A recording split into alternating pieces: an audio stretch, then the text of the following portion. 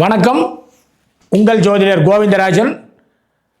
இப்போ 12 ராசிக்காரர் இருக்கிறோம். 12 ராசிக்காரர் யார் யார் வியாபாரம் பண்ணால் கரெக்டாக இருக்கும், சொந்த தொழில் பண்ணுறவங்க யார் யார் கரெக்டாக இருப்பாங்க, எது நல்லா வரும் அப்படிங்கிறத இப்போ நான் உங்களுக்கு தெளிவாக சொல்கிறேன். பொதுவாகவே கன்னி ராசிக்காரங்க எப்போவுமே சொந்த தொழில் பண்ணுறதுக்கு உண்டான வாய்ப்புகள் நிரம்ப இருக்கும். அவங்களுக்கு அந்த சான்ஸ் இருக்குது. ஏன்னா 10வது வீடுங்கிற தொழில் ஸ்தானம், அந்த வீடு புதன் வீடாக இருக்கிறனால புதன் வியாபார கிரகம். அதனால் கன்னிராசிக்காரங்க எப்போ தொழில் தொடங்கினாலும் கரெக்டாக வரும். அது பொதுவான இது. அப்போ கன்னிராசிக்காரர் எல்லாம் மற்றவங்க தொழில் சொந்தமாக பண்ணக்கூடாது அப்படின்னா அப்படி அல்ல. ஒருத்தரோட ஜாதகத்தில் லக்னத்துக்கு 10ஆம் வீடு நல்லா இருக்கணும். 10ஆம் வீடு தான் ராஜ்யஸ்தானம், தொழில் ஸ்தானம்னு சொல்லக்கூடியது. அப்போ அந்த 10ஆம் வீட்டுக்காரன் நல்லா வலுவாக இருந்தான்னா தொழில் தாராளமாக தொடங்கலாம். அப்போ தொழில் தொடங்கினா மட்டும் போதுங்களா, ஓஹோன்னு வந்துருமா? 2ஆம் வீட்டை பார்க்கணும், வருமானம் கொடுக்கறதை பார்க்கணுமில்ல.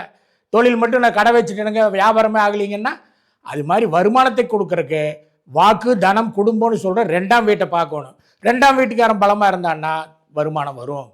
சரி, தொழிலும் நல்லா இருக்குது, வருமானமும் நல்லா இருக்குது. அப்போ இது அதுக்கடுத்தது என்னங்க அப்படின்னு சொன்னால் இதை அனுபவிக்கக்கூடிய 5ஆம் வீட்டை பார்க்கணும். பூர்வ புண்ணிய ஸ்தானம் நல்லா இருந்தால் தான் இந்த தொழில் நிற்கி. அப்போ 5ஆம் வீட்டுக்காரன் நல்லா இருக்கணும், 5ஆம் வீட்டை நல்ல கிரகங்கள் பார்க்கணும். 5ஆம் வீடும் பார்த்தாச்சு, நல்லா இருக்குதுங்க.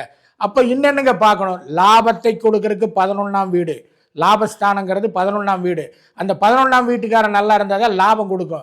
தொழிலாயிருச்சு, வருமானம் ஆயிடுச்சு, அனுபவிக்கிறதுக்கு பூர்வ புண்ணிய ஸ்தானம் ஆயிடுச்சு, லாபமும் ஆயிடுச்சு. இதை அனுபவிக்க, அதாவது என்ஜாய் பண்ணக்கூடிய சுகஸ்தானம் 4ஆம் வீடு.